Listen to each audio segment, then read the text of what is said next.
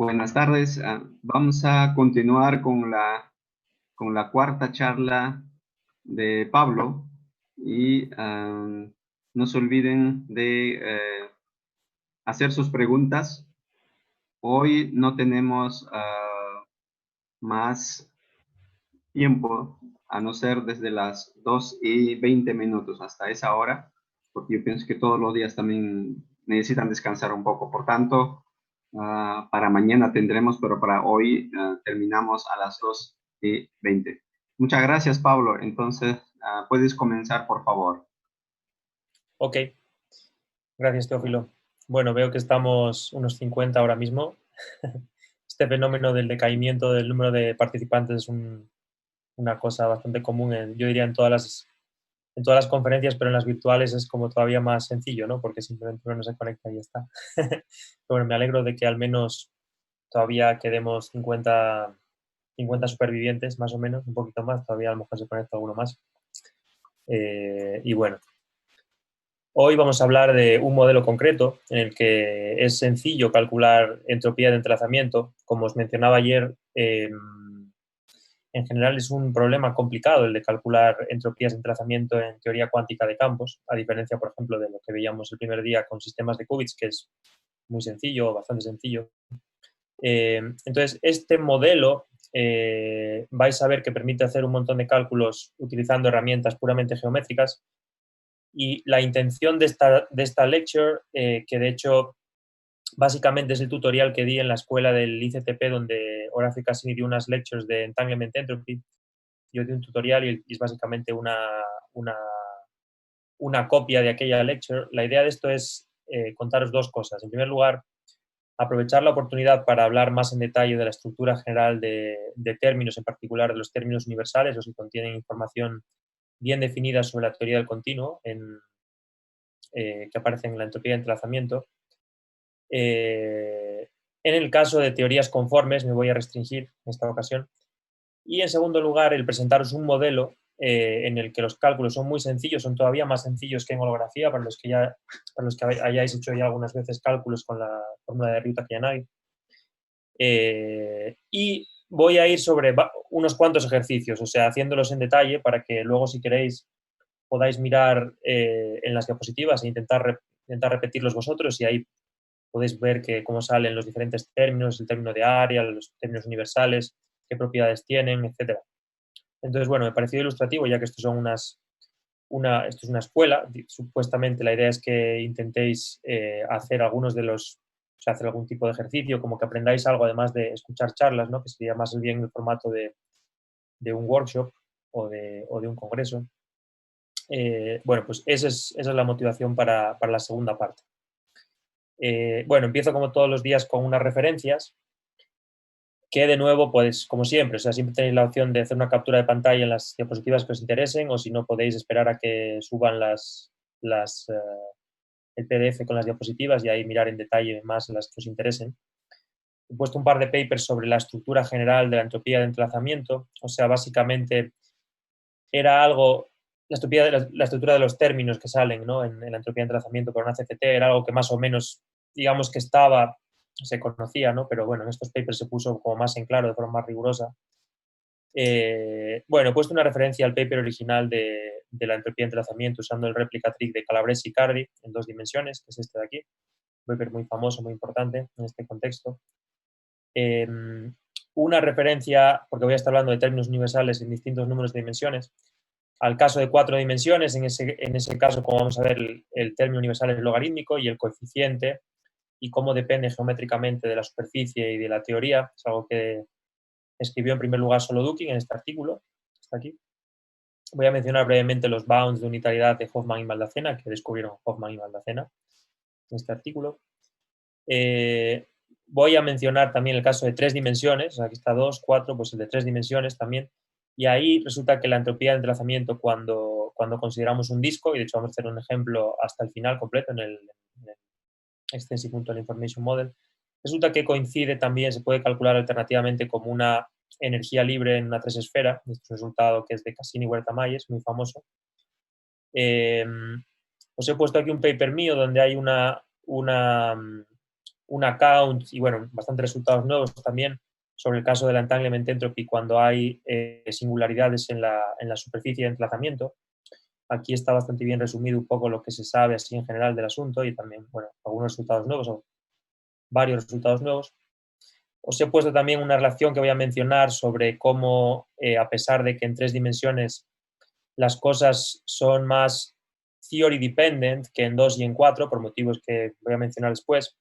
De hecho, hay un cierto nivel de universalidad más allá de la universalidad a la que me estoy refiriendo, que es el hecho de que esté bien definido, sino más universalidad en el sentido de que está caracterizada la entanglement entropy por cosas que se pueden identificar por el otro lado de manera más sencilla y que dependen de cosas locales. Eso lo voy a contar ahora. Y en particular una relación con un objeto, una cantidad importante, que es la carga que caracteriza la función a 2 puntos del stress tensor de una CFT. Es una cosa que conjeturamos en un artículo con Myers y Wiczak-Krempa y después lo demostraron Follner, Legg y Parrikar en este otro artículo, que os he puesto aquí. Y por último, el modelo de la información mutua extensiva lo propusieron Cassini, Fosco y Huerta en este artículo y después un poco más en detalle aquí, no, al revés, aquí y luego más en detalle aquí. Y luego alternativo, o sea, en paralelo también luego Swingle lo redescubrió, digamos, en otro contexto. Aunque bueno, ahí no os he puesto esa referencia, pero la podéis encontrar, por ejemplo, en este artículo, si tenéis curiosidad. Bueno, vamos a comenzar. Y vamos a hablar de la estructura general de la entropía de entrelazamiento. Hice una breve, puse una diapositiva el otro día sobre eso, pero la diapositiva del otro día era general para una teoría cuántica de campos cualquiera, no una CFT. Entonces, por ejemplo, ahí os decía que había unos términos que eran como que venían del ultravioleta, que no dependían del estado, y luego había un término constante que tenía información sobre el estado, que dependía más de la teoría. Y ahí es donde entrarían cosas como masas, temperaturas, etc. En el caso de una CFT, en D dimensiones, esto es dimensión de espacio-tiempo, y cuando tenemos una región de entrelazamiento que es smooth, o sea que no tiene picos ni singularidades en su borde, en su superficie de entrelazamiento. Por cierto, utilizo a menudo entangling region para referirme a lo que es la región de entrelazamiento y entangling surface para referirme al borde, o sea, a lo que sería aquí parcial V, o sea, el borde de la región. Bueno, tenemos esta estructura de términos, si os recordáis, tenemos el area law, que va como una potencia del regulador, si os acordáis, este delta era un regulador ultravioleta, sería como el lattice spacing este que poníamos ayer, a la d-2, este es como el término de área en 4 dimensiones. Luego tenemos una serie de términos que bajan en 2 potencias cada vez, son potencias pares, o sea, no pares, sino que van bajando de 2 en 2, saltos de 2, como consecuencia, esto me lo preguntaban ayer, de que la entropía de entrelazamiento de una región y la de su complementario son iguales. Y llegamos finalmente a los términos más interesantes, que son los términos universales. Entonces, aquí he puesto un código de colores y voy a intentar explicar un poquito qué significan cada uno de los términos que salen. Y vamos a ver que hay términos de diferentes tipos, unos más interesantes que otros. Los menos interesantes en general son los que son no universales, porque no están bien definidos en el continuo y por tanto no tienen información bien definida sobre la teoría. Simplemente si cambio cómo regulo yo la teoría, cambio el lattice spacing, por ejemplo, contamino estos coeficientes y por tanto no me dicen nada que esté bien definido en el límite del continuo. Son los que llaman no universales. Veis que he puesto aquí no universales y locales y aquí hay un no universal y local más no local. Bueno, ahora voy a ir en detalle sobre qué significan esas cosas, pero lo más relevante aquí es que tenemos unos que sí son universales, o sea, sí están bien definidos, que en el caso de dimensión impar, por ejemplo, en 2 más 1 dimensiones, es un término constante, lo mismo en 4 más 1, etcétera. Si es que existen CFTs que no sean triviales en más de 6 dimensiones, que alguna gente dice que no, pero bueno, es otro tema. Y luego en dimensión par, es decir, en 2, o sea, en 1 más 1, en 3 más 1 y así, lo que tenemos es que el término universal es logarítmico, tiene una divergencia logarítmica y el coeficiente delante está bien definido, tiene información que está bien sobre la teoría del continuo. Y por último, hay un término que es un poquito especial, que voy a hablar después, que es el término constante en dimensión par y de que todo el mundo pasa, pero yo hoy voy a hacer un poquito de publicidad para decir que en realidad no deberíamos de pasar del tanto como básicamente todo el mundo o casi todo el mundo hace. Pero bueno, vamos por partes. Tenemos en primer lugar el término del área, ¿no? Que es el que hemos puesto el primero y motivamos un poquito de dónde viene, cuál es su significado, el hecho de que salga siempre. Hay una excepción en 2 dimensiones en el que, bueno, este delta a la d-2 se convierte en delta a la 0, digamos que degenera la cosa. y lo que nos queda es un término logarítmico en vez de eso, ¿no? Entonces esta fórmula ya la vimos ayer, básicamente. Tenemos que para el caso de un intervalo de longitud h, como ayer lo consideramos varias veces, primero para hacer el modelito este de matemática en el caso del fermión y luego para la demostración del C-theorem, si os acordáis, en 2 dimensiones, teníamos esta expresión, o sea, para CFTs tenemos que para un único intervalo el entanglement entropy viene dado por un logaritmo, el logaritmo básicamente del intervalo dividido por la única escala que hay disponible, que es básicamente el lattice spacing, el regulador ultravioleta que tenemos. Esto es completamente theory independent, es decir, esto es lo mismo para cualquier teoría y lo único que cambia cuando cambio de una teoría a otra, es decir, cuando calculo la entropía de entrelazamiento para un fermión, para un bosón, para un modelo ON de estos o para un modelo holográfico, lo que sea, lo que cambia es el coeficiente que sale aquí, que es una constante, es un numerito nada más. Esto lo calculo para 2 teorías distintas, la estructura va a ser exactamente la misma y la diferencia va a ser que este número va a ser diferente. Esto es lo que se llama la carga central de Virasoro, la carga central de la teoría. Y luego aparece un término constante, este B0, que en principio no es universal. Pero bueno, voy a hablar más de este término que he puesto en verde después. Bueno, los coeficientes que salían antes, los BD-2, B1 en esta expresión, todos estos, son todos no universales. No están bien definidos en el continuo, es decir, si cambio el regulador, si cambio delta, por ejemplo, lo podéis ver aquí fácilmente, si cambio delta por 2 delta, por ejemplo, esto me sigue dando un delta a la de menos 2, pero he modificado el B se me ha pasado a ser un B partido de 2 a la de menos 2, por ejemplo, estoy contaminando. O sea, cambio el regulador y me cambia ese término, ¿no? O sea, por tanto, no están bien definidos, lo he dicho ya 3 veces. Y son locales en el sentido de que tienen un origen, siempre que veáis un término que vaya con una potencia de delta al lado, típicamente tiene un origen que es local, en el sentido de que tienen que ver con correlaciones en el borde de la región de la superficie de entrelazamiento, ambos lados de la región de entrelazamiento. Tienen que ver con entrelazamiento, correlaciones muy localizadas justo en el borde en el que separo la región V de su complemento, ¿no? Bien, como os he anticipado antes, los que he llamado S-UNIF son los que son universales, son los que están bien definidos en el continuo y capturan información sobre la CFT, o sea, tienen un significado en el continuo, que capturan algo sobre la teoría, ¿no? Os he puesto un ejemplo que es el de la carga C, la carga esta de Virasoro, en el caso de 2 dimensiones. Más en general, cuando tenemos una teoría, una CFT en dimensión par, el término universal, os he dicho antes que es un término logarítmico, y de hecho el coeficientillo, o sea, el S-UNIF que salía en la fórmula original, este de aquí, ese objeto está dado por una combinación de integrales sobre el borde de la superficie de entrelazamiento que aparecen multiplicados por unos coeficientes. Esos coeficientes tienen que ver con lo que se llaman las cargas de la anomalía de la traza. Esto es una cosa que tiene que ver con el hecho de que la simetría conforme es una simetría anómala cuando ponemos la teoría en un background que es curvo. Resulta que el valor de expectación de la traza del tensor de energía-momento deja de ser cero, como lo es en una CFT en espacio plano y a nivel clásico. Y lo que ocurre es que salen una serie de términos que tienen que ver con curvaturas del espacio en el que estamos poniendo nuestra teoría.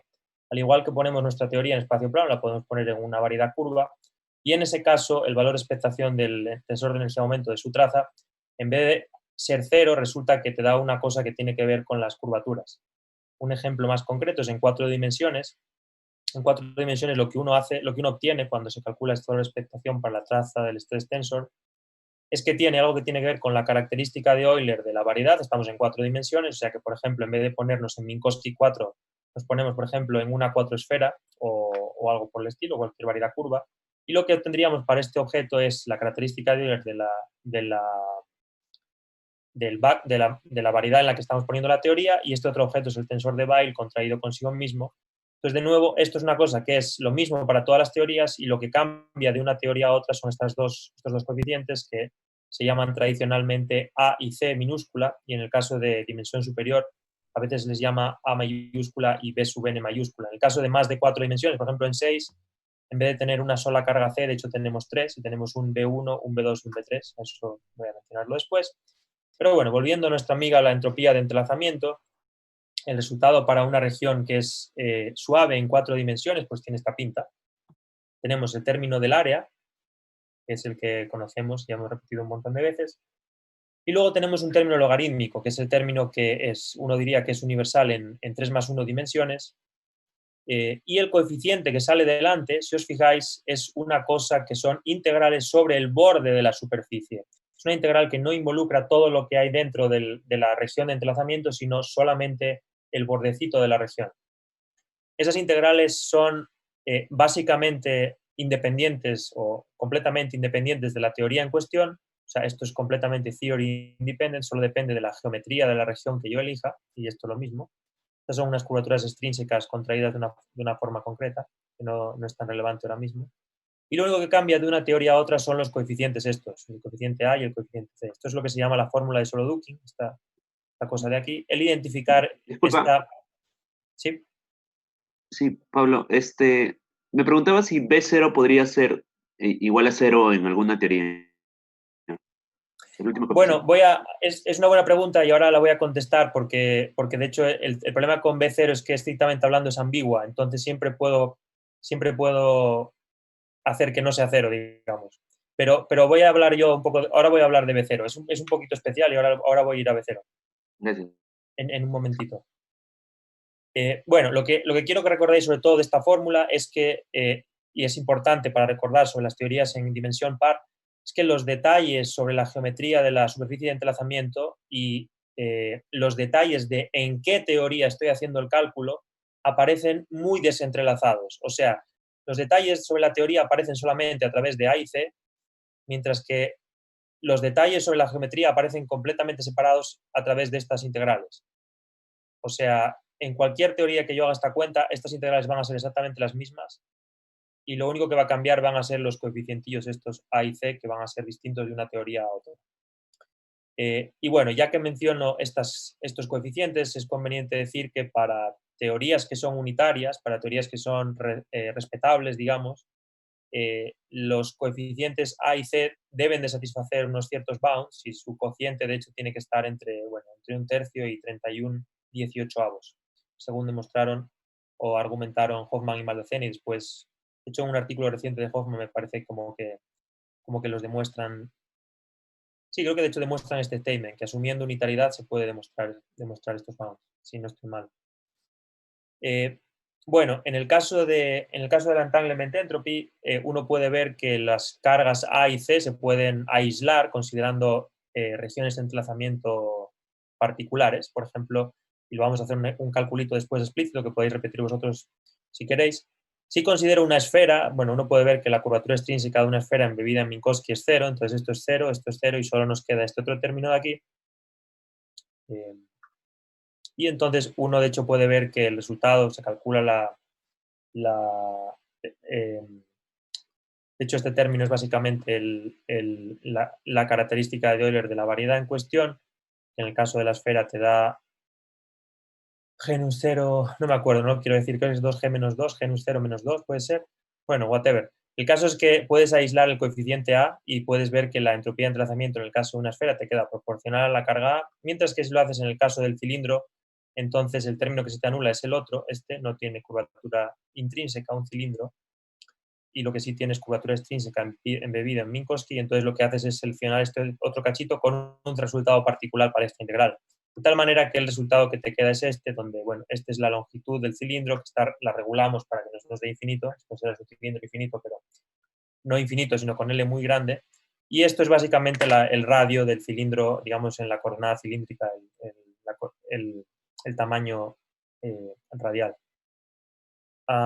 Bueno, en 6 dimensiones, que no lo voy a hacer en detalle, tenemos, como decía antes, en vez de una sola carga C, tenemos 3 cargas, que son la B1, la B2 y la B3, se llaman así normalmente. Y el término A es siempre un poco especial porque el término A siempre es básicamente la densidad de Euler de la variedad en el número de dimensiones que corresponda. Por ejemplo, en 4 dimensiones, pues es básicamente el invariante de Gauss-Bonnet, y en 6 es el invariante cúbico de Lovelock. Bueno, para los que sepáis algo de esto os sonaráis, para los que no tampoco es tan importante ahora mismo. Bueno, la cosa cambia mucho en dimensión impar. Entonces, ahora vamos a hablar del caso de dimensión impar. En ese caso no hay término logarítmico cuando consideramos regiones suaves. Cuando consideramos regiones con corners vamos a ver que sí. Y en ese caso, cuando no hay corners ni nada de eso, todo es smooth, la contribución universal es constante y además ya no se corresponde con una integral sobre el borde de la región. Además, bueno, en el caso de 3 dimensiones, en el caso de dimensión impar no hay anomalía conforme, entonces no puede ser que nos dé algo proporcional a ninguna coeficiente de ninguna anomalía porque simplemente no hay.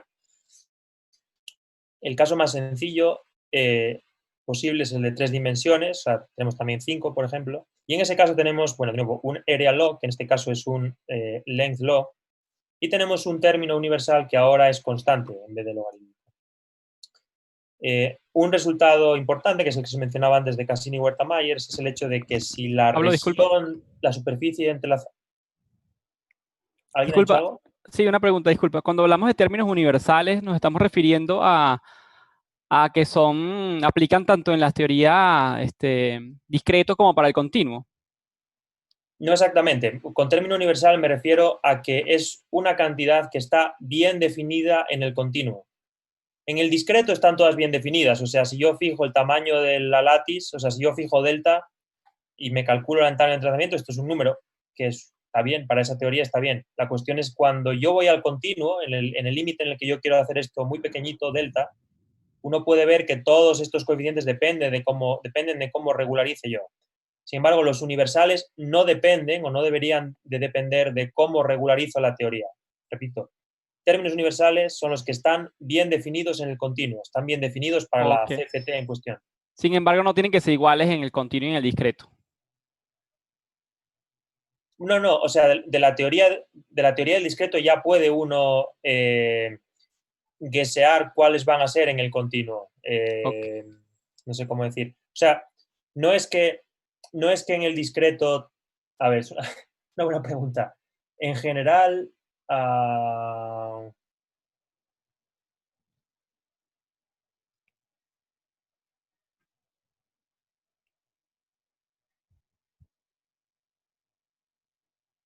puede ocurrir que en el discreto un término universal nos dé algo distinto, o sea, nos de algo que vaya cambiando y tienda hacia algo en el continuo, o ya en el discreto nos da algo que está bien.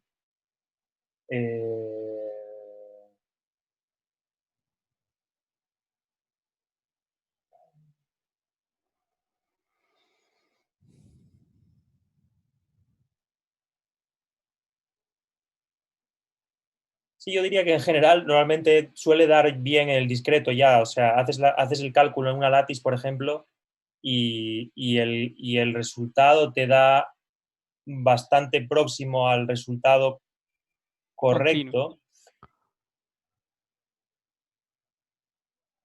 Sí, yo diría que... No, yo diría que en general sí que uno esperaría que en el discreto te dé ya bien el término universal, en general. No estoy de todo seguro, es una buena pregunta. Bueno, lo relevante es que en el límite del continuo nos da una cantidad bien definida, que no depende de cómo voy al límite. Gracias. Okay. Hola, Pablo. Sí.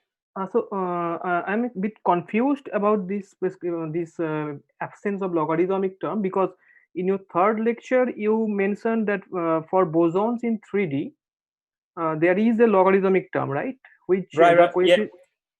But I think by smooth surface you mean no corners. Is it right?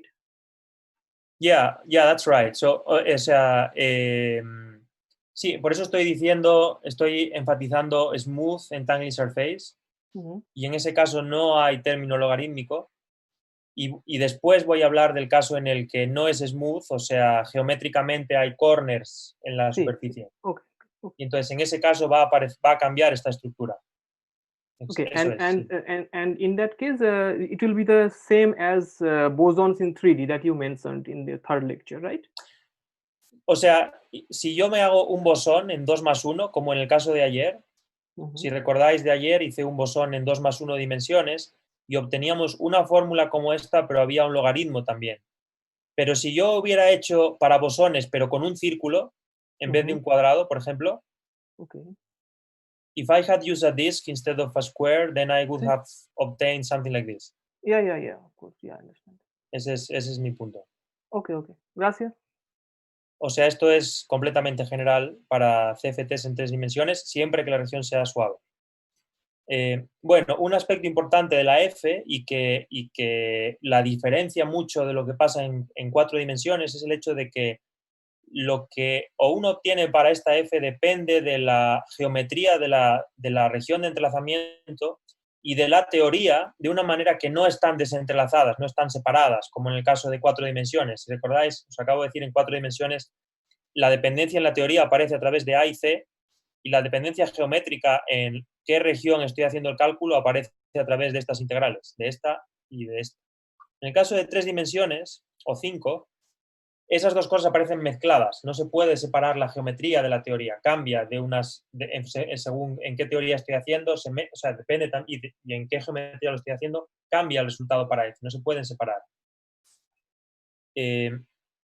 Bueno, una mención al hecho de que en dimensiones superiores, que sean impares, también hay una historia similar al hecho de que cuando la región de entrelazamiento, en este caso era un disco, o sea, el borde es una S1, un círculo, una circunferencia.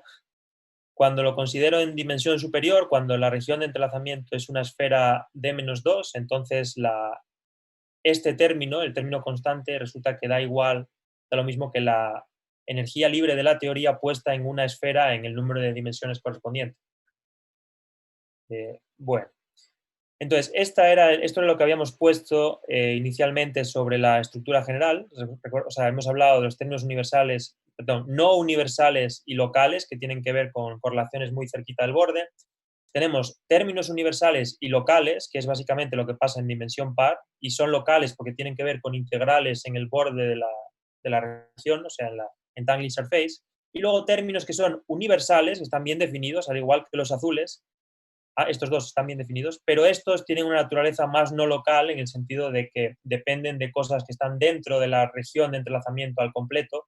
Y además están como de alguna forma también mezcladas la teoría con la geometría, a diferencia del caso de dimensión par, en el que hay como este fenómeno de que la teoría aparece separada de la geometría de alguna forma, ¿no? Y por último tenemos este coeficiente un poco especial, que es el término que es no universal, y aquí he puesto que es local y no local al mismo tiempo, por motivos que no sé si me toca explicar ya. Sí, aquí es donde lo voy a contar. Bueno, este término, el problema que tiene, este coeficiente, y es el motivo por el que todo el mundo ha pasado de él, básicamente, es el hecho de que si yo cambio el regulador, o sea, si yo cambio delta, yo puedo contaminar este término. Por tanto, no es universal, es no universal, depende de cómo regulo esto. Si yo pongo, por ejemplo, delta, lo cambio por 2 deltas, simplemente hago lattice spacing un poco más grande o un poco más pequeño, voy a contaminar este término y, por tanto, no está bien definido. Sin embargo, toda la contaminación que hay sobre ese término, o sea, todas las formas que tengo yo de contaminarlo tienen que ver con cosas locales, tienen que ver con cosas que están definidas sobre el borde de la región. En particular, lo de cambiar el lattice spacing tiene que ver con física del ultravioleta, digamos. Sin embargo, hay una parte, podemos pensarla así, dentro de B0 que tiene una naturaleza no local, exactamente igual que ocurre con el S universal en dimensión impar. El término constante, en el número de dimensiones que sea, tiene una parte no local que, por mucho que uno la contamine con partes locales, sigue estando ahí. Lo que ocurre en general es también que, bueno, para cálculos de entanglement entropy en el vacío, en una CFT, pues no hay mucho que uno tenga aquí, salvo que considere regiones con una cierta geometría un poco complicada. Entonces, hay algunos casos en los que uno, de hecho, puede ver cómo en B0 sale un trozo que es genuinamente no local y después, al final del todo, en la última diapositiva, de hecho, voy a mencionarlo brevemente, cómo puede uno pensar en algunos ejemplos en los que puede ver un trocito de aquí que sí está bien definido, un trocito de este B0. Bueno, el último caso que quería contaros es cuando la región de entrelazamiento contiene singularidades, es decir, cuando no es smooth, cuando no es suave. cuando la superficie de entrelazamiento, bueno, lo mismo que decir que la región. El caso más sencillo posible es el de un corner, o sea, una región que tiene picos, como el borde de mi diapositiva, por ejemplo, en 3 dimensiones y, en principio, pues el ángulo de apertura del corner puede ser el que sea, ¿no? Entonces, esta expresión ya se parece a la que habíamos puesto ayer en el caso de 2 más 1 dimensiones para un bosón, en el caso de un cuadrado, ¿no? En ese caso teníamos 4 corners, entonces había que sumar contribuciones de los 4 corners. Aquí estoy poniendo el caso en el que solo hay uno, por simplificarlo, pero si bien no habría una suma aquí, un sumatorio de corners. Y lo que vemos que ocurre es que tenemos de nuevo el area law, que es un length law aquí, un término constante de estos que ahora ya es no universal y tiene una parte local y una no local, porque ahora de repente tenemos el logaritmo que nos lo puede contaminar. Y un nuevo término, un nuevo coeficiente que está bien definido en el continuo, que es esta función del ángulo de apertura y que depende de según qué teoría la calculemos, nos va a dar una función u otra, ¿no? Bueno, una cosa que se observó porque esta función se ha estudiado un montón, yo en particular la he estudiado un montón, es que esta función depende mucho de en qué teoría la calcule, o sea, depende de hecho bestialmente. Si uno se la calcula para campos libres, por ejemplo, como hicieron Cassini y Huerta, pues salen unas expresiones horribles que dependen de varias ecuaciones acopladas unas con otras, diferenciales, algebraicas, y uno puede hacer un plot numérico. Si la calcula, por ejemplo, en el caso holográfico, y eso lo podéis encontrar por ejemplo, en el paper original de Ryu y Takayanagi, en el review que tienen también con Nishioka, por ejemplo, es una expresión bastante sencilla en términos de 2 integrales que son explícitas, simplemente las puedes hacer y ver qué pinta tiene la función, ¿no? Hay algunas propiedades generales que satisfacen esta función. Básicamente es simétrica en torno al caso en el que no hay corner, o sea, si está completamente abierto, en ese caso desaparece, y si me voy un poquito para acá o un poquito para allá, pues esa función tiene que ser igual. Es una función que es definida positiva, o sea, el signo y típicamente en la entropía de entrelazamiento siempre tenemos signos oscilantes, o sea, si este es positivo, este suele ser negativo, y este positivo, y así sucesivamente. O sea, el signo está determinado, es negativo, y por tanto, bueno, el signo de la función es positivo, el de su primera derivada es negativo y el de su segunda derivada es positivo de nuevo, y de hecho se puede poner un bound un poquito mejor. Ahora os voy a poner un plot de la pinta que tiene la función esta. Y además, en los límites en los que el corner es muy cerrado o muy abierto, uno puede ver que en el límite en el que es muy abierto va como 1 partido del ángulo de apertura, mientras que en el caso en el que es casi smooth, en el que casi estamos quitando el corner, tenemos una cosa que casi se va a una línea recta. Entonces, esto va cuadráticamente con el ángulo, o sea, con el déficit del ángulo de apertura, básicamente. Y hay un coeficientito, hay 2 coeficientitos que caracterizan estos 2 límites, que son kappa y, bueno, aquí le he llamado sigma, que como veis le he puesto un color distinto, le he puesto el color azul, que era el color de cosas locales, por un motivo que vais a ver a continuación. Bueno, y además una cosa curiosa es el hecho, o bueno, no tan curiosa, pero tal vez al principio sorprendente, es el hecho de que este coeficiente, de hecho, coincide con el coeficiente universal cuando uno se calcula la entropía de desplazamiento para una banda paralela infinita en el mismo número de dimensiones, en 2 más 1. En tal caso no hay término logarítmico, es constante, pero el coeficiente coincide con el que te sale del corner aquí. Se puede ver por qué, pero bueno, eso no lo voy a contar hoy. Bueno, un resultado que uno puede ver que ocurre de manera un poco sorprendente es esto que observamos con Myers y con Witzhap-Krempa, que es el hecho de que el coeficiente que caracteriza el límite en el que el corner es muy abierto, de hecho está conectado con otro objeto que es muy bien conocido en una CFT y que existe para cualquier CFT, que es lo que se llama CT, que es el coeficiente que caracteriza la función a 2 puntos, es el correlador del tensor de energía-momento consigo mismo. Un poquito más despacio. Si tenemos una CFT cualquiera en D dimensiones, tenemos siempre un operador que es el tensor de energía-momento, y resulta que su correlador está completamente fijada a su estructura, o sea, esto que aparece aquí es una cierta estructura tensorial que es la misma para todas las CFTs del mundo, y lo único que cambia de una CFT a otra es este CT. Este CT de alguna forma se puede pensar un poco como una especie de análogo a los coeficientes de las anomalías conformes, pero que además existen también en dimensiones impares. De hecho, el coeficiente CT este, como he puesto aquí, en 4 dimensiones coincide con uno de los coeficientes de la anomalía. Pero también existe en 3 dimensiones y así. Lo que observamos aquí es que, de hecho, este CT que aparece en el correlador de la tubing function en 2 más 1 dimensiones está relacionado o se puede calcular alternativamente a través de la función esta del corner. O sea que en realidad en ese límite esa función tiene información sobre un correlador local, sobre este objeto que está aquí. Bueno, por fin os voy a ver un dibujito de la función del corner. Como veis, una cosa que se va a cero cuando el ángulo de apertura es pi, que es básicamente cuando el corner se desaparece, se vuelve smooth. Ahí no hay término logarítmico, por tanto desaparece. Y diverge en el límite opuesto, en el que, como vimos, era como 1 partido del ángulo de apertura, ¿no? Entonces, a pesar de que os había dicho que en dimensión impar este objeto o la F, por ejemplo, es una cosa en la que la geometría y la teoría están fuertemente mezcladas, otra cosa sorprendente que observamos es el hecho de que normalizando esta cantidad por CT, en realidad todas las funciones para todas las teorías para las que se ha calculado esta función del corner hasta el momento, en realidad caen todas muy cerca unas de otras. Entonces, vemos en este plot, por ejemplo, que tenemos un escalar libre, un fermión libre, como por ejemplo, básicamente para los que nos hicimos la cuenta en la lattice de un cuadrado, pues es de hecho uno de los casos que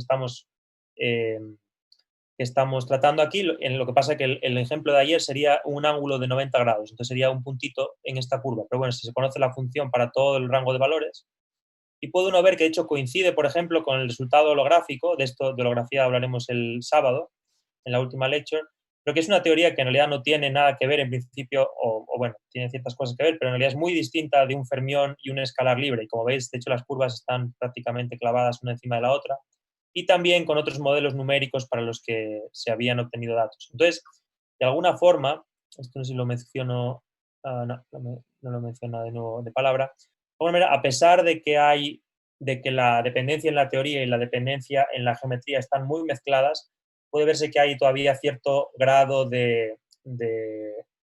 universalidad en qué determina, desde el punto de vista de una CFT dada, en particular la función del corner. Está en gran medida determinada por esta CT y luego hay pequeñas diferencias entre unas teorías y otras, ¿no? Bueno, también encontramos un bound en otro artículo con William, en el que de hecho uno puede ver que por si tenéis curiosidad de qué pinta puede tener esta función, luego vamos a ver un ejemplo en este modelo que os voy a contar ahora en un momento.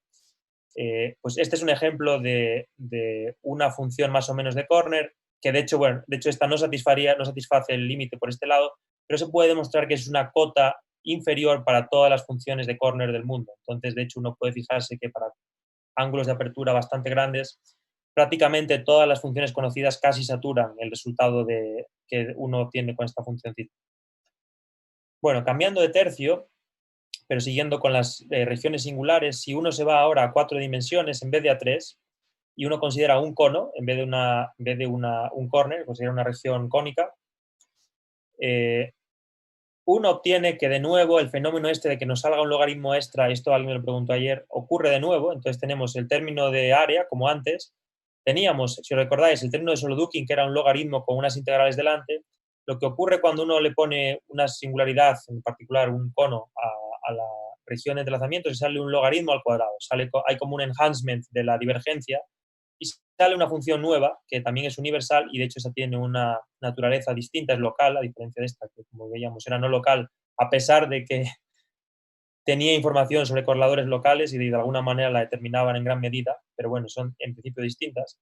Y de hecho, lo que ocurre en el caso de, yo os decía que para teorías diferentes, en principio la función es muy distinta, de hecho. En el caso de 4 dimensiones, la función del cono es exactamente la misma para todas las CFTs, es una diferencia muy grande. O sea, independientemente de en qué teoría me la calcule, el resultado para esta cosa que yo he llamado aquí A4 omega, dependiente del ángulo de apertura del cono, es siempre la misma función y lo único que cambia de una teoría a otra es el coeficiente este C. Bueno, esto por mencionarlo simplemente, esta es la generalización que se puede hacer al caso de un hipercono en cualquier número de dimensiones pares y de nuevo uno ve que la función está completamente determinada, la función del ángulo, y lo único que cambia son unos coeficientillos. De nuevo hay un logaritmo al cuadrado siempre en número de dimensión par, cuando tengo un hipercono, y lo único que cambia son los coeficientes estos que tienen que ver con los trace anomaly coefficients. Como vimos en 4 es simplemente la C. Si aplicáis esta fórmula en 4 dimensiones va a quedar justo la que acabo de poner, esta. Donde el alfa J4 de aquí, el alfa 0,4 sería, básicamente es la C multiplicada por un numerito. En 6 dimensiones pues hay uno más y así, o un par más. Sí, no recuerdo ahora mismo. No, hay uno más, me parece, nada más.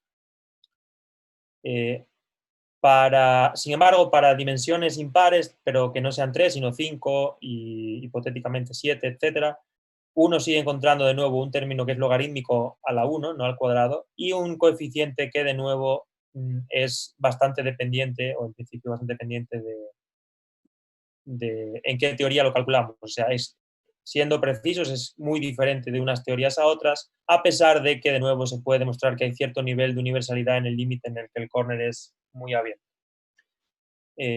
Bueno, hay otros tipos de singularidades, de regiones singulares que uno puede considerar. Por ejemplo, un problema que estuvo abierto bastante tiempo y que solucionamos en un artículo con Cassini y con Witzak-Krempa era el problema de si tenemos un corner poliédrico, por ejemplo un cubo, en 3+1 dimensiones, cuál es la naturaleza de este término que ahora es logarítmico en vez de logarítmico al cuadrado, y no se entendía muy bien por qué era esto. Y de hecho uno puede ver que es un término de naturaleza bastante no local, a pesar de que estamos en 4 dimensiones. No es un término que venga de unas integrales geométricas sencillas, es una cosa un poco más complicada. Pero bueno, no voy a hablar de eso hoy. Y, por ejemplo, uno puede considerar también un tejadillo, por ejemplo, en una región que en la dimensión de la singularidad, en vez de ser 0, como en el caso de un cono o un corner, sea 1, o sea, pues un tejado, básicamente así. Y en tal caso uno puede ver que aparece un ángulo, un término nuevo, una divergencia nueva, que ahora es, como veis, es impar, tiene una potencia que no es la que uno esperaría, digamos, y una función del ángulo que es, de hecho, está bien definida up to una constante global. O sea, si defino la función dividida por su valor para un cierto valor del ángulo, eso está bien definido, a pesar de que globalmente no está bien definida porque la puedo contaminar con el 14. Bueno, esto ha sido la primera parte y no me queda mucho tiempo. Entonces, lo que falta ahora, básicamente, bueno, os voy a contar muy brevemente lo que es el modelo de la información extensiva, y lo demás son todo ejemplos. O sea, básicamente es hacer casos, y yo os voy a ir poniendo lo que sale en cada uno, y podéis ir haciendo capturas de pantalla si queréis, o podéis luego verlo en vuestra casa a ver si os sale. Bueno, el modelo que vamos a considerar es un modelo que se llama modelo de información mutua extensiva, porque tiene una información mutua extensiva por definición. Ese es Pablo, disculpa. Sí. Dijiste que tomara capturas de pantalla porque no van a estar guindadas las láminas, no van a estar montadas. No, digo que podéis tomarlas si queréis. No sé cuándo las van a subir. Okay. Me imagino que después. No, seguro que las suben, sí. Ok, gracias. De hecho, sobre esta lecture en particular, yo tengo unas notitas escritas para el tutorial ese de la otra escuela que hubo, así que también se la voy a pasar para que lo miréis. Es básicamente lo mismo de las diapositivas, pero un poquito más escrito y con referencias más detalladas, así que podéis mirar eso ahí también. Bueno, uno dice que un modelo tiene una información extensiva, una información mutua extensiva si su información tripartita se anula. Es decir, si no hay un overlap entre la información compartida por A y B y la información compartida por A y C. Bueno, resulta que esta condición, esto de que el I3 sea 0, es algo que ocurre para un fermión de Dirac en 1+1 dimensiones. De hecho, durante cierto tiempo se pensó en el neolítico de la entanglement entropy en quantum inducido, se pensaba que esto podía ser algo general para cualquier CFT, después se vio que no. Y de hecho, uno puede ver que en realidad esto no tiene un signo definido, sino que puede ser tanto positivo como negativo, esta I3, ¿no? Pero bueno, resulta que de manera interesante, si uno impone que la I3 sea 0, y además de algunos requerimientos físicos razonables como invariancia Poincaré, causalidad, etcétera, uno puede de hecho restringir un montón la forma que tiene la entropía de entrelazamiento y la información mutua del modelo, ¿no?, en cuestión, suponiendo que esto se cumple.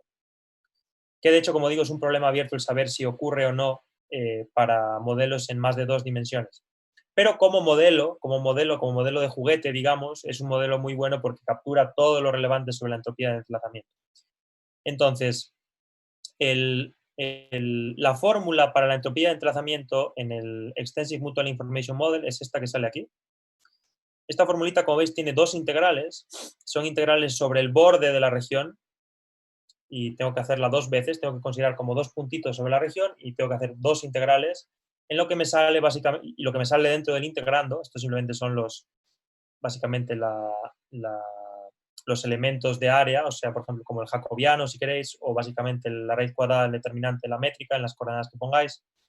Y lo que sale aquí es simplemente el producto escalar de los vectores normales a la superficie en cada punto, y aquí básicamente la diferencia de los puntos sobre la superficie, y ahora vamos a ver ejemplos.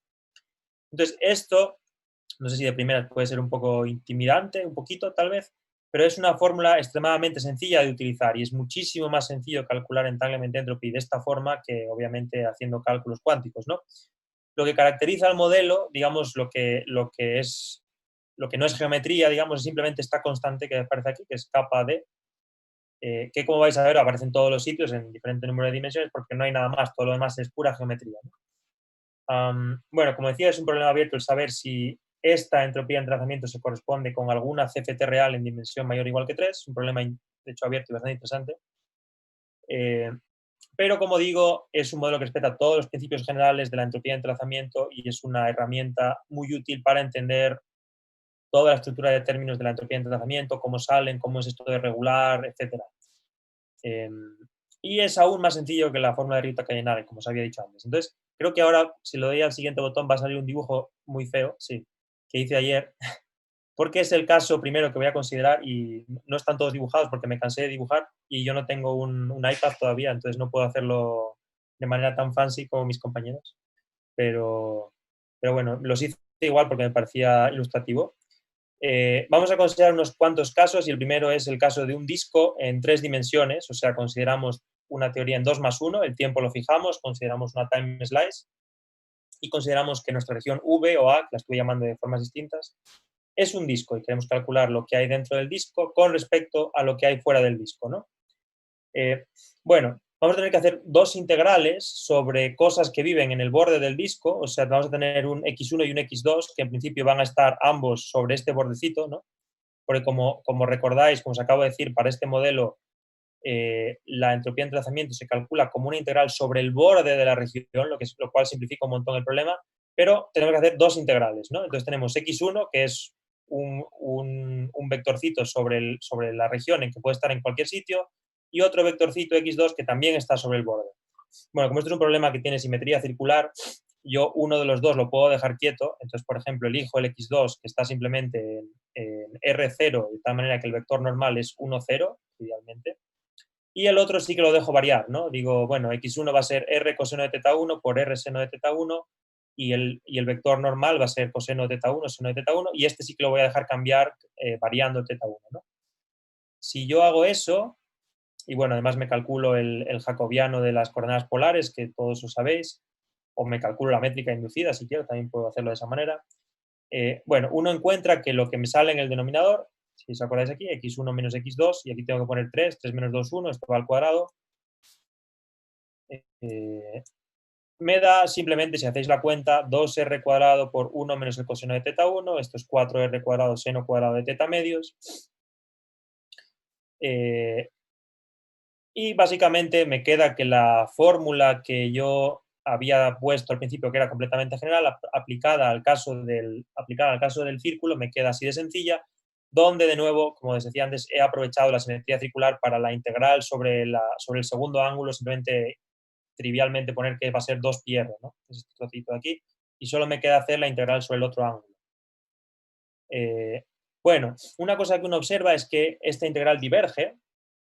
De hecho, la divergencia ocurre cuando los dos puntos son coincidentes, cuando el x1 va a pegarse con el x2, y debe diverger, ¿no? Porque sabemos que la entropía de entrelazamiento es divergente, y cómo de divergente, pues depende del número de dimensiones. Como estamos en 3 dimensiones, esperamos que nos salga una length log, ¿no? Una cosa como r partido de delta. Bueno, eso vamos a ver que es justo lo que ocurre. Y la manera de hacerlo es regularizar esta integral, o sea, regularizar lo que nos sale en el denominador. El problema viene cuando x1 es igual a x2, y entonces podemos hacerlo de varias maneras. Podemos, por ejemplo, permitir solo que haya ángulos mayores que delta partido por r, y entonces cuando yo llego aquí con x1 no llego del todo hasta x2, sino que me quedo con un angulito pequeño y por el otro lado igual, entonces no llego a tocar. Y otra posibilidad es, por ejemplo, añadir una tercera dimensión z por arriba y separarlo por ese otro lado, ¿no? Entonces esto es como dos reguladores distintos que uno puede escoger, y tal vez podéis pensar en otros distintos. Y si es cierto todo lo que os he contado sobre los términos universales, el resultado no debería depender de cómo regulo, ¿no? El término universal no debería depender de cómo regulo. Bueno, si uno utiliza el primer regulador, lo que obtiene pues es precisamente que la cosa divergería si yo no hubiera metido el regulador, y divergería justamente como un length law, que es justamente lo que yo estaba buscando, lo que yo esperaría para una CFT en 3 dimensiones, y un término constante que está dado por 2pi cuadrado kappa 3, que es la constante que va delante de todo, ¿no? Si por el contrario utilizo el segundo regulador, la integral es distinta, pero el resultado de nuevo tiene la misma pinta. Me sale un término que es de length law y que, como veis, ahora cambia el coeficiente. Es un coeficiente que no es universal, depende del regulador, y aquí lo estamos viendo con nuestros propios ojos. Mientras que el coeficiente constante no cambia, es universal, se queda igual, no depende de cómo haya yo hecho cómo haya yo regulado el asunto, ¿no? Bueno, siguiente ejemplo, una esfera bueno, tengo que tener cuidado de hacer las fotos un poco más nítidas, como veis, pero bueno, creo que se entiende, si es que lo vais a utilizar en algún momento. El siguiente caso es el de una esfera en 4 dimensiones. De nuevo, fijo el time slice, ahora lo que tengo es una cosa de 3 dimensiones, y considero una superficie esférica. De nuevo, ahora tengo simetría esférica, y por tanto, de nuevo, puedo fijar uno de los puntos sobre la superficie a que sea pues el 0, 0R, que es lo que he puesto aquí, básicamente, este. Lo he puesto mal porque esto es el eje X. Es que me lié con las coordenadas esféricas, pero bueno, digamos que está puesto en el eje Z, está apuntando para arriba, ¿no? Sería 0, 0R y el vector normal sería 0, 0, 1, mientras que el otro sí que lo dejo correr por toda la esfera, ¿no? Por toda la superficie de la esfera. De nuevo, tenemos que hacer lo mismo. Primero el producto escalar del el n del x1 por el n del x2, que es una cosa trivial, que se sigue simplemente de las definiciones. Y lo mismo con el x1 menos el x2, y ahora la potencia es a la cuarta porque estamos en 4 dimensiones. Podéis ir a la formulita inicial del Extensive Mutual Information Model y verificar que es así. Bueno, el jacobiano en esféricas, etc. Poniéndolo todo junto, de nuevo me he cargado varias integrales, porque de hecho esto no depende del ángulo de la coordenada phi tampoco, entonces 3 de las integrales ya me las he hecho, y de tal manera que tengo un 4pi r cuadrado que me sale de la parte de los ángulos de la cosa 2, y luego la integral del phi me da un 2pi también, el phi del 1, ¿no? Que no sale en ningún sitio, también lo he integrado, y me queda solo una integral en el θ 1, que es lo único que sale no trivial en todos los sitios, multiplicado, bueno, por un coeficiente global, ¿no? De nuevo, esto diverge cuando x1 se pega a x2, de nuevo tengo que regularizar, de nuevo dos opciones naturales son estas dos, que podéis probar, y lo que vais a ver de nuevo es que obtengo justo la estructura de términos que uno esperaría, es decir, un término de área, ahora sí que es de área, como veis, con un coeficiente delante, un término logarítmico, y este término logarítmico, como veis, el coeficiente que me sale por el medio, o sea, a través de los dos reguladores da exactamente lo mismo, o sea, es el mismo coeficiente. Lo que cambia es el término no universal. Como buen término no universal, podría haber sido de casualidad que salía lo mismo, pero sale distinto, haciéndolo con reguladores diferentes.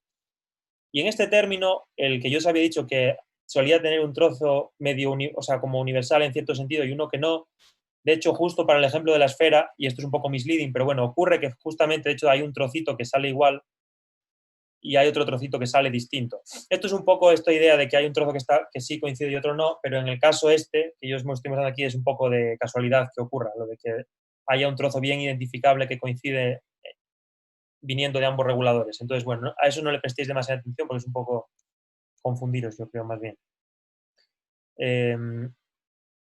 Bueno, uno podría identificar mediante este cálculo cuánto vale el coeficiente de la traza de la trace anomaly para el modelo este del Mutual Information Model, y bueno, pues resulta que es pi cuadrado partido de este kappa 4, ¿no? Vale, siguiente caso, cilindro, y este no lo dibujé, pero podéis hacer una cosa parecida, de nuevo, como tenemos simetría circular para el caso del cilindro, también puedo fijar la posición de uno de los vectorcitos sobre la superficie, en el que simplemente cambio el cómo de arriba están, básicamente, y simplificar las integrales un montón. Tenemos de nuevo el laplaciano, etcétera, tenemos la parte de lo que sale en el denominador, y bueno, si uno hace la cuenta, pues puede ver que le quedan estas tres integrales, donde una de las integrales ya la he hecho, la de la coordenada angular cilíndrica, polar. Bueno, esto es un poco que hay que hacerlo con un poquito más de cuidado, pero básicamente, ¿cómo era esto?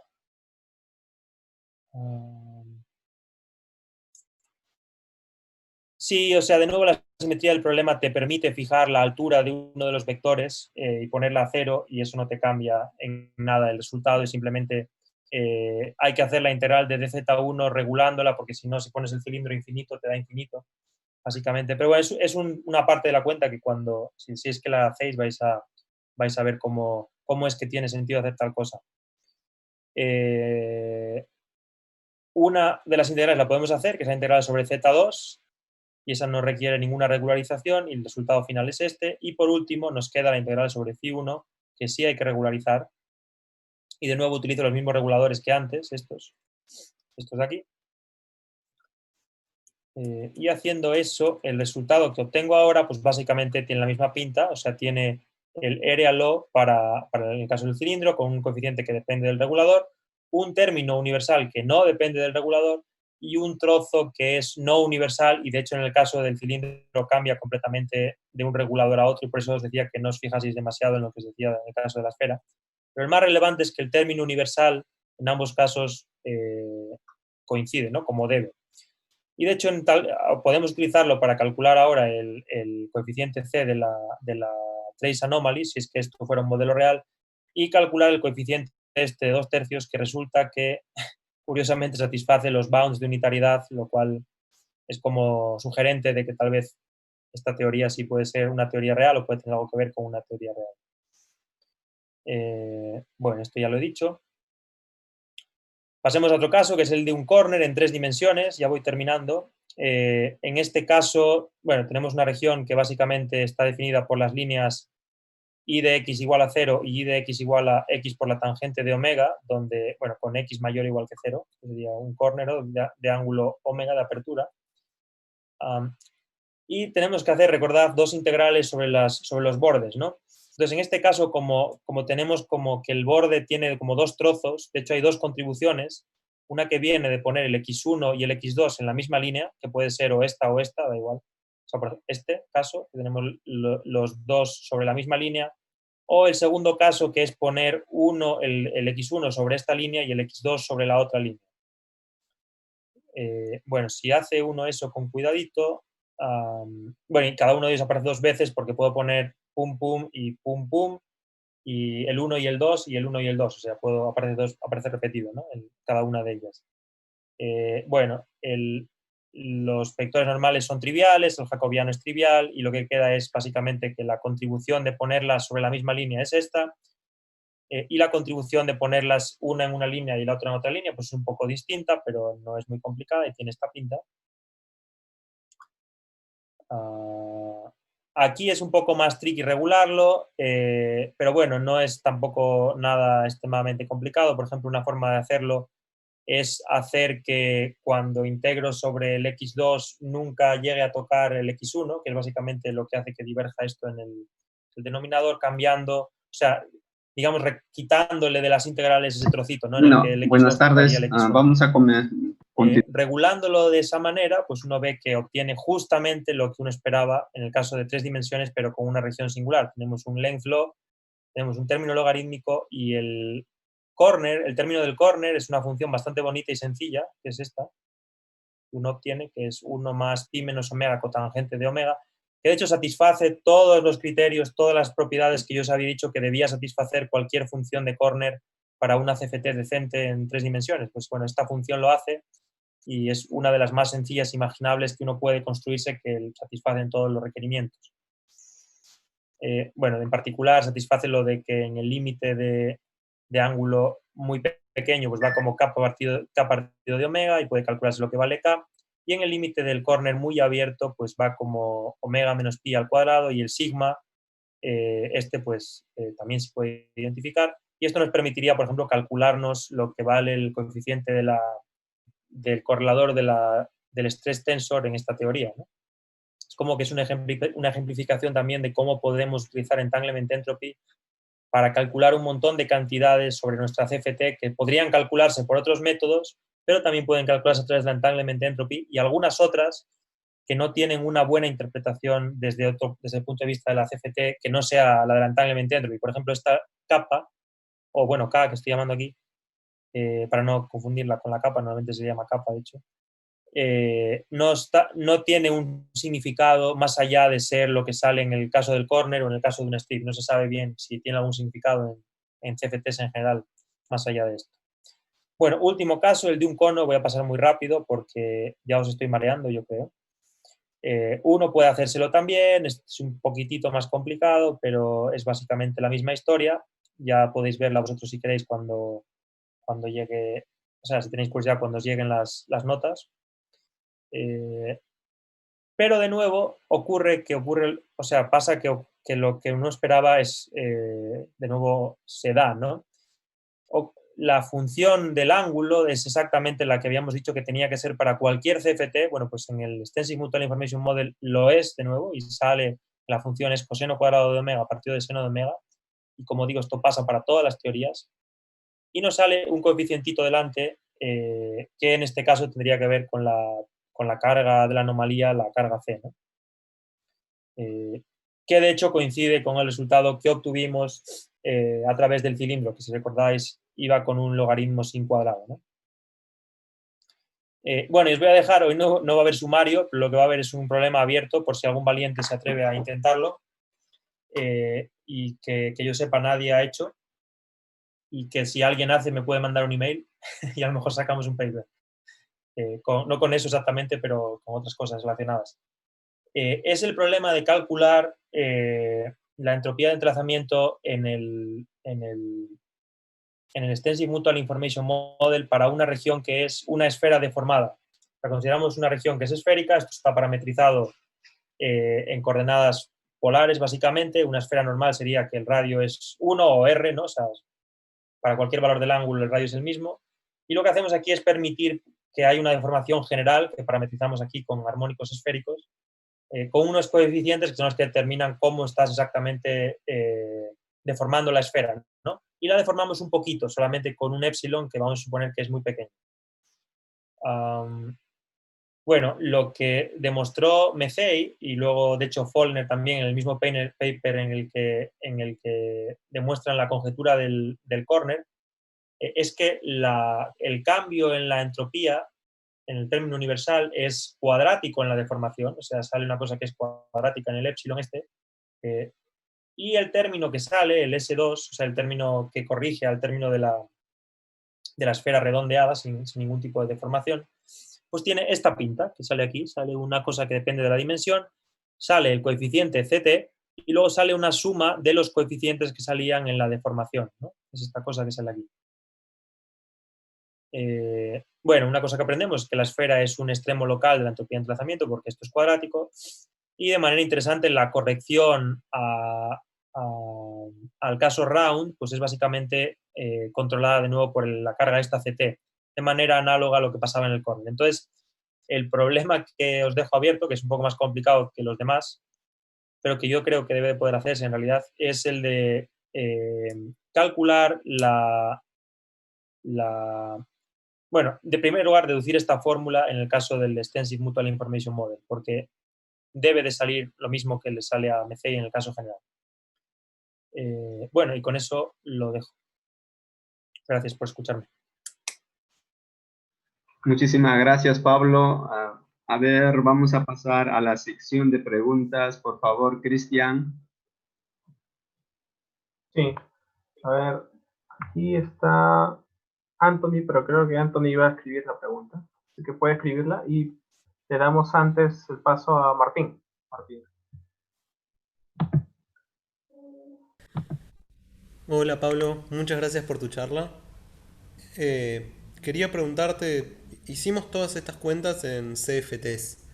¿Qué se puede decir de entropía de entrelazamiento parecido a esto, pero aplicado a QFTs más generales? Si se puede decir algo.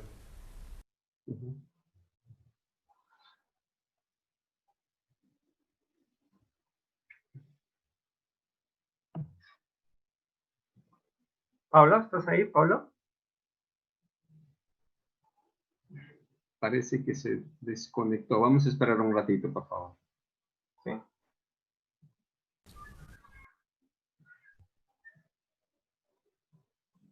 Solamente para recordar que las notas están en el site del ICTP. Lo puse por ahí por el chat. Y hay algunas clases, creo, de la profesora Alejandra y de Pablo también. Los otros se irán subiendo a lo largo de estas horas, tal vez. Para mañana ya podrían estar todos ahí.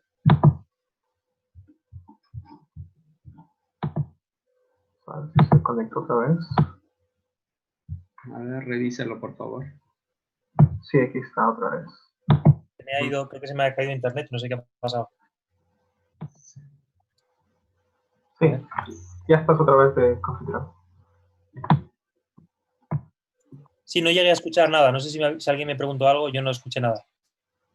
Sí, Martín, ¿puedes repetir la pregunta? Sí. Sí, cómo no. Primero, de vuelta, gracias Pablo por tus charlas. Está realmente muy interesante.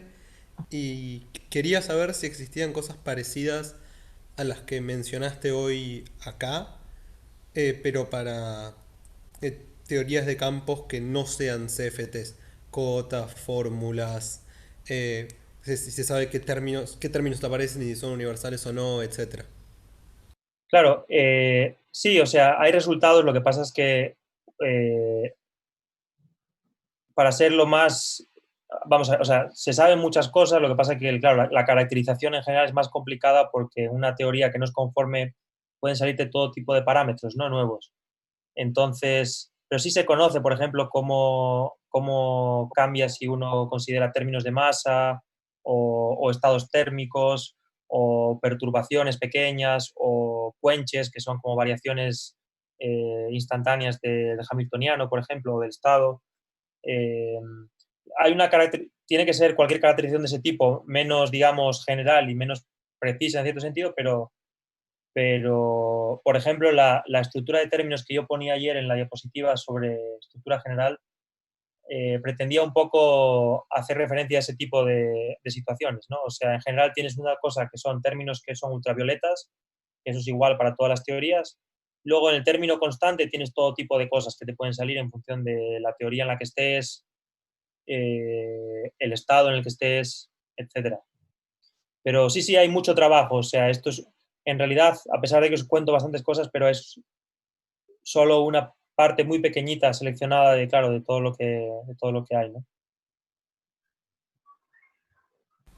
Entiendo. Gracias. Hola, Pablo. Thanks for the nice talk. But I have a couple of questions. Maybe you have mentioned this, but can I extend this formalism for like conformal quantum mechanics, like in d is equal to 1? You never mentioned d is equal to 1. You started from d is equal to 3, right? I mean, this may be of interest from the point of view of ADH2 CFT1. So could you please tell something about it? I mean, like. Es una buena pregunta, pero lo que pasa es que en menos de 2 dimensiones es que me quedo sin espacio, ¿no? Entonces ya no me estoy calculando una entropía de entrelazamiento de álgebra de operadores definidas en una región del espacio, ¿no? Sería otra cosa distinta. O sea, porque literalmente no hay nada, o sea, sería como 0+1, ¿no? Por ejemplo. Entonces entendemos que no hay literalmente espacio, quito el tiempo y no hay donde meter una región de entrelazamiento.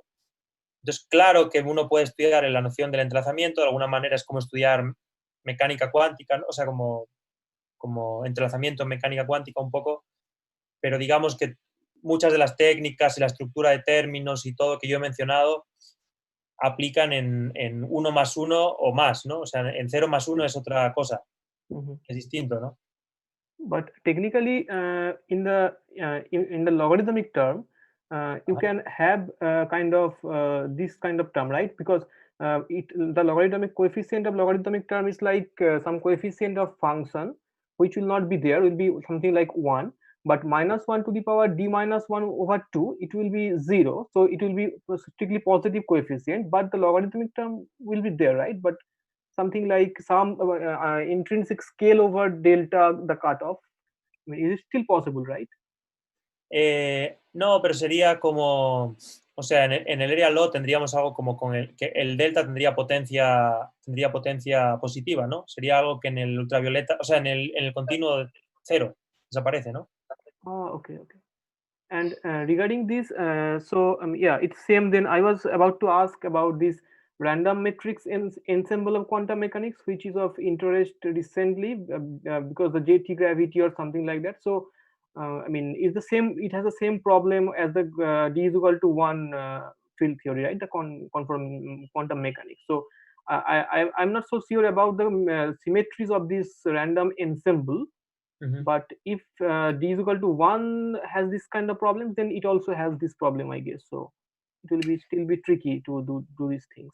Bueno, o sea, yo no digo que no se pueda calcular entropía de entrelazamiento en una teoría, por ejemplo, o sea, en 0+1 dimensiones, o sea, obvio se puede. Solo digo que no tiene sentido hablar de spatial entanglement, ¿no? Porque no hay, there's no space. So. Pero claro que uno puede considerar entrelazamiento entre estados y cuantificar el nivel de entrelazamiento en modelos de matrices, por ejemplo, y cosas así, sin duda, claro, y la gente lo hace. Okay. And another thing is that perhaps you have mentioned it already, but what does this ratio A over C in the model you mentioned in D is equal to 4, what does it imply about the, say, the fundamental degrees of freedom of the corresponding field theory? I mean, the anomaly coefficients, does there anything that we can learn about the quantum degrees of freedom from this bound? I'm not sure I understand. Are you asking me about the general bound or about the particular model? Yeah, you mentioned something over A over C, the ratio A over C has some bound. Yes. So does it imply something fundamental about the theory? Well, yeah, o sea, sí, porque ahora en este punto el estatus de los bounds es que, a ver si llego, cualquier teoría que sea unitaria en 4 dimensiones, unitarity requires that bound. O sea, tiene que, por unitary CFTs esto ocurre. Es decir, si yo tengo una teoría en la que A y C no satisfacen esto, no es unitaria y entonces no nos gusta. Sí. I mean, my connection. I mean, my thought was that, like, if you consider like this Gauss-Bonnet theory in the context of holography, higher curvature Gauss-Bonnet term. So Gauss-Bonnet term also has to satisfy some inequality of this kind because I mean the theory becomes non-unitary. Boundary theory becomes non-unitary, and there is some connection with this superluminal velocity or something like that. So. I was just asking about that kind of thing. I mean, like something physical. I mean, unitarity is also a physical thing, of course, but something physical in terms of the underlying degrees of freedom, like the velocity or something like that is affected if this bound is broken or something like that. Yeah, it's okay, perfect. I understand that. Hay bastante que decir sobre eso, o sea, pero bueno, no sé si tal vez haya más preguntas, pero o sea, una cosa es el origen del bound, que de hecho fue propuesto considerando como un cierto problema de scattering en una CFT y imponiendo que la energía el flujo de energía sea positivo en infinito. Pero bueno, el estatus ahora es, como, yo diría, un poco más riguroso, que es que si la teoría es unitaria tiene que cumplir esto. Ahora bien, con respecto a las teorías holográficas, como Gauss-Bonnet que has mencionado, ahí este tipo de bounds se traducen en bounds sobre los couplings de las teorías holográficas, ¿no? de orden superior. Pero necesitaría un rato más para hablar de eso, que creo que no tengo. Pero es otro asunto, digamos, el de los bounds sobre las higher curvature couplings. Es un asunto relacionado, pero que da para más. Okay. Thanks a lot. Yeah. Hay una pregunta de Anthony que escribió en el chat. Dice, en la diapositiva 7 había una expresión para la entropía donde el segundo término era logarítmico. Sí. Quisiera saber si se puede obtener como un one loop determinant, algo parecido a cuando se calcula una acción efectiva, aproximando un path integral, y que una primera contribución tiene que ver con la acción clásica y la segunda con una corrección semiclásica. No. no exactamente. Sí es cierto que una forma de ver cómo sale esto es mediante el replica trick. Entonces, uno se calcula una función de partición en esta variedad repetida. Yo esto no os lo he contado. ¿Qué iba a decir? Y entonces uno usa el hecho de que hay anomalías en general cuando pone la teoría en un background que no es plano, y bueno, de ahí acaba saliendo, pero no es la interpretación de que esto sea un término clásico y esto una corrección, no, o a menos que se me esté escapando algo, pero no lo veo, no. Ok. Ahora, Fernando. ¿Qué tal, Pablo? Buenas tardes. Hola. Gracias por la charla. Tengo una pregunta sobre la misma diapositiva que estamos viendo ahorita. Ajá. Básicamente, mi duda está en si siempre se da esa aproximación al término logarítmico cuando cuando es una teoría a dimensión par. Me refiero al hecho de que se obtengan los coeficientes a partir de sacar la traza del tensor energía-momento de la teoría. ¿Eso siempre es el procedimiento más adecuado? ¿Es el que siempre se da o cómo se da ese caso? O sea, no es que sea el procedimiento, es simplemente una verdad. Es decir, quiero decir, esta fórmula, por ejemplo, en 4 dimensiones, esta fórmula es correcta, es así. Es decir, si yo calculo entanglement entropy, por ejemplo, en la lattice, sin preocuparme de anomalías ni nada, yo me lo calculo utilizando la lattice con las fórmulas que yo os puse, por ejemplo, para bosones y fermiones, y me sé cuánto vale A y C para la teoría correspondiente, el resultado del término logarítmico tiene que ser compatible con esto. Entonces, este resultado es válido para cualquier CFT en 4 dimensiones, y si me voy a 6 dimensiones tengo un resultado análogo. En vez de tener la integral de hechos del R, tengo la integral de la densidad de Gauss-Bonnet, que es como la Euler density en 4 dimensiones. Esto es la Euler density en 2. Y luego hay una suma de términos que en vez de tener un solo coeficiente son 3 coeficientes. Es lo que es el B1, el B2 y el B3 que os puse no sé dónde. Así, aquí os decía, ¿no? Que hay, en vez del C hay 3. Entonces, en la fórmula de la entanglement entropy, que es análoga a esta, y es una fórmula que se debe a Safdie y a Miao, que tiene un nombre un poco gracioso, pero es un investigador, tiene una pinta básicamente análoga a esta, solo que en vez de haber 2 integrales y 2 cargas, hay 3 integrales. 4 integrales. Una del término A y 3 de los tipo C. Entiendo. Tú mencionas, por ejemplo, el hecho de que si conoces los términos A y C asociados a la teoría, ¿no? Entonces, mi duda va en lo siguiente, de repente no he captado bien, pero se podría decir que la condición de universal y local de esos términos depende de cuántas veces he podido testear, o sea, que las teorías, mejor dicho, que el término logarítmico, su coeficiente depende de esos factores, o es algo que se puede deducir a priori para cualquier CFT. Exacto, se puede deducir a priori que esto es el resultado final. O sea, esto es una cosa que es general, es cierta, y el hecho de que sean locales, o sea, que esto tenga una naturaleza local en el borde de la superficie, es algo completamente general, al igual que el hecho de que aparezcan el A y el C. Entonces, sabido eso, si yo, por ejemplo, me voy a la Lattice, como hicimos ayer, y me calculo algo esta vez, en vez de ayer hicimos 1 más 1 y 2 más 1, si lo hacemos en 3 más 1, que será un poco lío, pero bueno, se puede hacer. Vamos a obtener un resultado compatible con esto que está aquí. Tiene que ser compatible, tiene que serlo porque esto es completamente general. Y de hecho, todo lo que esté metido dentro de ese resultado en realidad va a ser simplemente algo que es puramente geométrico y que no depende de la teoría. Y lo único que va a depender de la teoría son los coeficientillos estos, ahí C. Vale, muchas gracias. Cristian, Gracias. Pablo. Aló, gracias, Cristian. Aló, Pablo. Sí, hola. Hola. Mira, no sé si la pregunta es demasiado básica, pero bueno, es como el nivel en el que estoy yo. Pero me pregunto mucho por qué parece que se busca trabajar con teorías conformes. Porque parece como si eso simple. Las preguntas más básicas suelen ser las más difíciles, pero porque van a los fundamentos. De hecho, o sea, cuando alguien dice voy a hacer una pregunta muy básica es cuando uno se pone a temblar.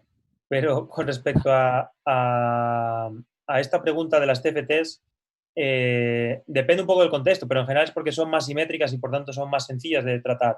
O sea, son teorías en las que tienes como un enhancement de la simetría usual de las quantum field theories, no son solo invariancia Lorentz y Poincaré, sino que tienes como simetrías adicionales y eso te simplifica los problemas mucho. De hecho, como sabéis, en 2 dimensiones se lo simplifica a lo bestia, ¿no? Tienes como un montonazo de cantidades conservadas, prácticamente, bueno, voy a decir cualquier cosa es una simetría, pero no es cierto, cualquier cosa holomorfa. Y luego, obviamente, tienen otro significado, ¿no? Que es el hecho de que aparecen como en los puntos fijos de los grupos de renormalización, o sea, tienen una importancia física. Y luego, bueno, obviamente, desde el punto de vista holográfico, ¿qué vamos a decir, no? De la relevancia de las GCTs. Importancia física, por ejemplo. Bueno, el hecho de que uno espera que muchas teorías cuánticas de campos, cuando uno va cambiando la escala de energías, fluyan hacia una teoría conforme. Por ejemplo, en el ultravioleta, típicamente. Y muchas veces también en el infrarrojo. O sea, que tú vayas variando los parámetros y llega un punto en el que ya no puedes variarlos más. Es un poco como cuando uno estudia esto de sistemas dinámicos, ¿no? Este asunto de que hay pues, puntos fijos en los flujos y hace estos diagramas que se llaman nuliclinas o algo así, como con... hay ciertos puntos especiales que son importantes, ¿no? Pues en el espacio de teorías hay ciertos puntos importantes y son las CFTs, que son los puntos puntos fijos de los flujos. Bien. Y luego, aparte de eso, también en materia condensada, pues hay modelos que se aproximan bien por teorías conformes. Maldacena nos dijo antes, por ejemplo, que el modelo estándar en cierto régimen se aproxima a una teoría conforme aproximadamente. O sea, y para la holografía también son obviamente fundamentales. Y para la entanglement entropy pues tiene la ventaja de que se puede hacer una caracterización bastante general y universal de ellas, ¿no? Bien. ¿Y por qué se habla, siempre que estamos en teorías así, campo, porque siempre se habla de muchas dimensiones? Buena pregunta. Yo tengo un colaborador que dice que el interés en una teoría va como la exponencial de menos d 3, o sea que cuando vas más arriba de 4 es como que el interés decrece exponencialmente, pero si le preguntas a si le preguntas a alguien de teoría de cuerdas te va a decir que no, que hay que preocuparse por dimensiones muy altas. Entonces, no sé, supongo que es una cuestión que efectivamente uno se acostumbra y cuando uno está en la carrera, por ejemplo, le resulta muy raro de repente empezar a considerar 4 más 1 dimensiones, 5 más 1 dimensiones y cosas así. Supongo que en muchos casos es como que, bueno, obviamente 2, 3 y 4, bien, ¿no? Porque, o sea, uno sí. puede considerar cosas en una cadena, por ejemplo, en un plano, así. Luego en más dimensiones, pues el motivo de estudiarlo, pues en parte es por si puedes aprender fenómenos nuevos que sean tal vez más sencillos en ese número de dimensiones, por curiosidad, porque uno puede definir todo tipo de estructuras, tanto físicas como matemáticas, ¿no? En dimensiones superiores, por ejemplo, puede plantearse uno cómo va el potencial de Newton, por ejemplo, en 5 dimensiones y cosas así, o si hay agujeros negros distintos en más dimensiones, o qué pasa con las CFTs o con las teorías cuánticas de campos en más dimensiones. Son preguntas legítimas, razonables. Ahora bien, si uno piensa que existen en nuestro universo más o menos dimensiones, pues esa es otra pregunta distinta, ¿no? Para la que diferentes físicos te darán diferentes respuestas. Bien, bien. Gracias, Pablo, muchas gracias. Ok, ahora Christopher. Hola, Hola. ¿ahora se oye? Perdón. Gracias por la charla, estuvo bastante interesante. Creo que habló acerca de un término universal y me pareció entender, por favor, corríjame si es que no me equivoco en esto, que esto está relacionado a una carga central. Uh-huh. Y esa carga central también a una anomalía. Uh-huh. Ahora, dentro del contexto de teorías conformes o más específico, creo que en cálculo de entropía de entrelazamiento, ¿qué comentarios o qué me podría decir acerca de de los métodos para cancelar estas anomalías? Para cancelar las anomalías. Sí. O sea, no, pero a ver, o sea, no sé si en qué contexto me preguntas esto. O sea, una CFT en general, si la pones en un background curvo, tiene una anomalía, tiene esta anomalía como esto que he puesto aquí, o sea, esto es un hecho, ¿no? Ahora bien, algo como, por ejemplo, la cancelación de ciertas anomalías para, por ejemplo, en teoría de cuerdas, que haya que cancelar anomalías para que la teoría tenga sentido, y de hecho se habla de la cancelación de la anomalía, sí, conforme, que la teoría conforme en la wall-sheet sea no anómala, ahí es un poco distinto y es porque la teoría conforme es como una simetría gauge y entonces tienes que imponer que no haya anomalía. O sea, pero es un poco, porque es un poco especial, es porque teoría de cuerdas entendida como una teoría en la wall-sheet no es exactamente lo mismo que una CFT, o sea, en este sentido. Claro, justo iba en ese sentido porque en cuerdas se hace eso precisamente. Y claro, quería saber pero si existe algo dentro de este contexto. no, pero relacionado a eso. lo que te digo es que no hay un problema con esto, digamos. No hay algo enfermo dentro de una teoría conforme por el hecho de que Ujú. si la pongo en un background curvo sea anómala. En el caso de cuerdas es Ujú. distinto, porque no es exactamente una teoría conforme lo que estoy haciendo. Es como que ahí la simetría conforme juega otro papel distinto. Claro, se trata de llegar a una teoría conforme con la cancelación de la anomalía. Bueno, es que ahí en ese caso la simetría conforme es una simetría gauge, no es una simetría global. Ujú. Entonces Ajá. Ya, entiendo. es un poco distinto. Si me acuerdo yo bien de estas cosas. Está bien, sí, por ahí va mi pregunta. Muchas gracias. Ok, creo que no hay más preguntas o la última pregunta si lo hubiera.